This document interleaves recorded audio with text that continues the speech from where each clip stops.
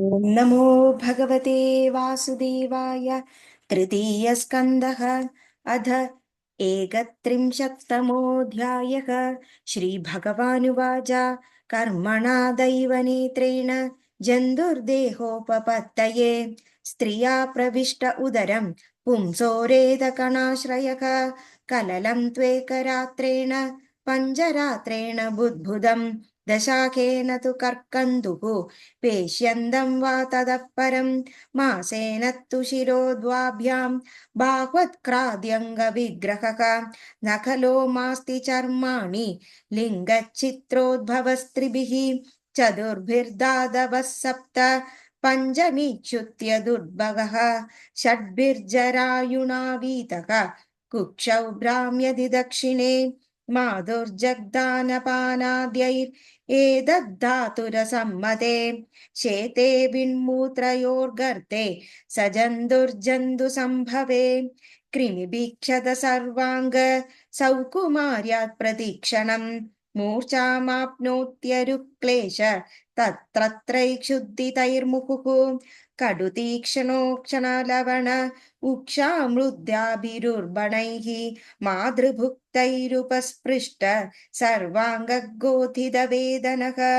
उद्भेदः संवृतस्तस्मिन् नन्द्रैः च बहिरावृतः आस्ते कृत्वा शिरः कुक्षौ भुग्नपृष्ठशिरोधरः अकल्पस्वाङ्गचेष्टायां शकुन्त इव पञ्जरे तत्र लब्धस्मृतिर्दैवात् कर्मजन्मशदोद्भवम् स्मरन्दर्कमनुच्छ्वासं शर्म किं नाम विन्दते आरभ्य सप्तमाप्नासात् लब्धबोधोऽपि वेपितः नैकत्रास्ते सूदिवातैर्विष्टा भूरिव सोदरः नाथमान ऋषिर्भीद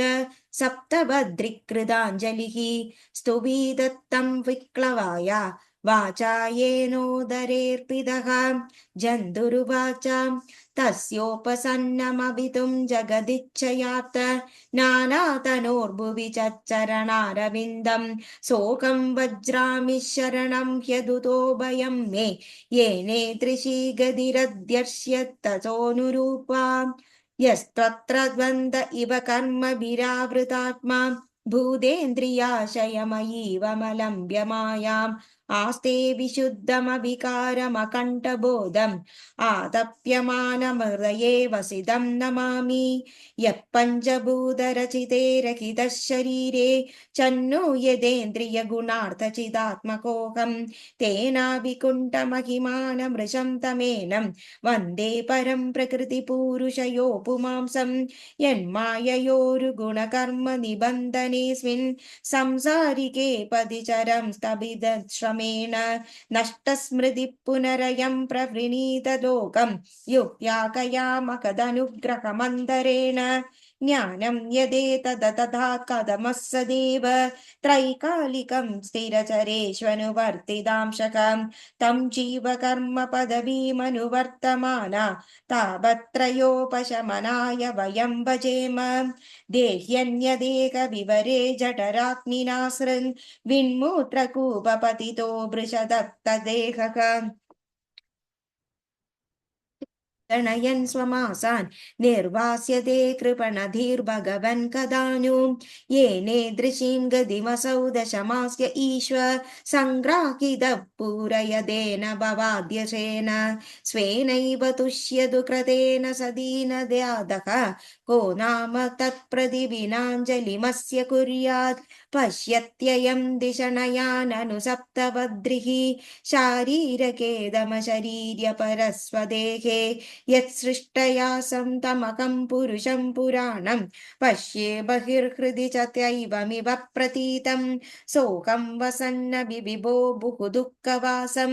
गर्भानन्निर्जिगमशे बहिरन्धकूपे यत्रोपयातमुपसर्पदि देवमाया मिथ्यामतिरद्यनुसंसृतिचक्रमेतत् तस्मादहं विगतविक्लव उद्धरिष्य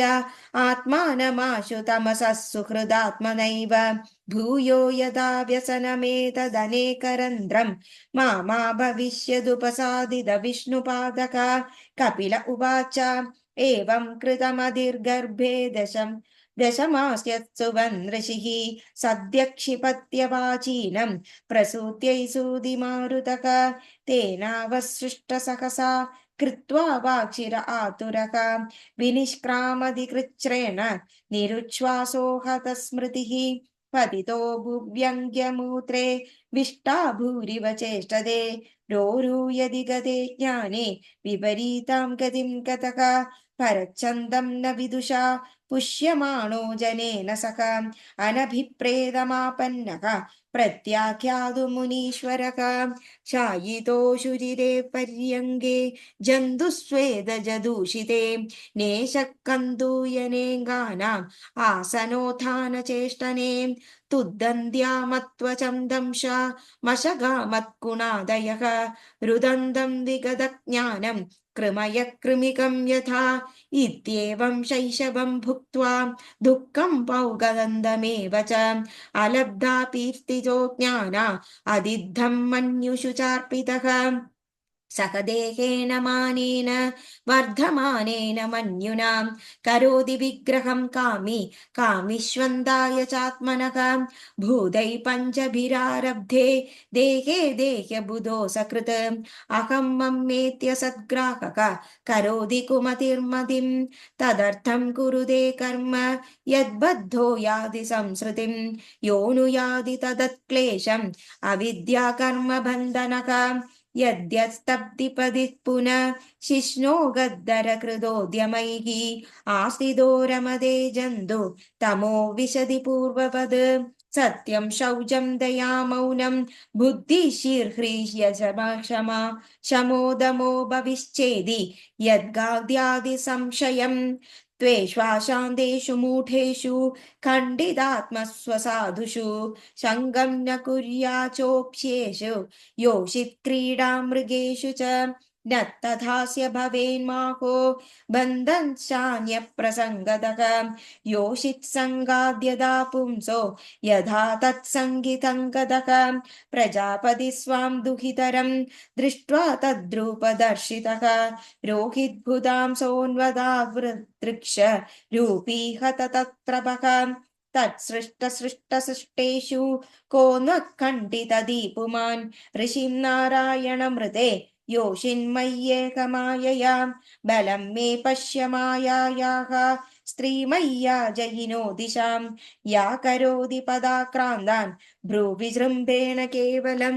सङ्गं न कुर्यात् प्रमदासु जातु योगस्य पारं वरमारुरुक्षुः मत्सेवया प्रतिलब्धात्मलाभो वन्दन्ति या निरदद्वरारमस्य योपयादीशनैर्माया योषिदेव विनिर्मिताम् तामीक्षेतात्मनो मृत्युं तृणैकूपमिवावृतं या मन्यते पदिं मोहान् मन्मायामृषमायतीं स्त्रीत्वं स्त्रीसङ्गगतः प्राप्तो वित्तापत्यगृहप्रदं तामात्मनो विजानीयात् पत्यपत्यगृहात्मकं दैवोपसादितं मृत्युं मृगयोर्गायनं यथा देहेन जीवभूतेन लोकालोकमनुव्रजन् भुञ्जान एव कर्माणि कर्योत्यविरतं पुमान् जीवो ह्यस्यानुगो देहो भूतेन्द्रियमनोमयः तन्निरोधोऽस्य मरणाम् माविर्भावस्तु सम्भवः द्रव्योपलब्धिसानस्य द्रव्येक्षा योग्यदादया यतत्पञ्चमत्वमकं मना माना लुप्ततिर्द्रव्यदर्शनं यदाक्षणोर्द्रव्यावय दर्शनायोग्यदा यदा तदैव चक्षुषो द्रष्टुत्वायोग्यतानयोः तस्मान्कार्यसन्त्रासो न कार्पण्यं न सम्भ्रमः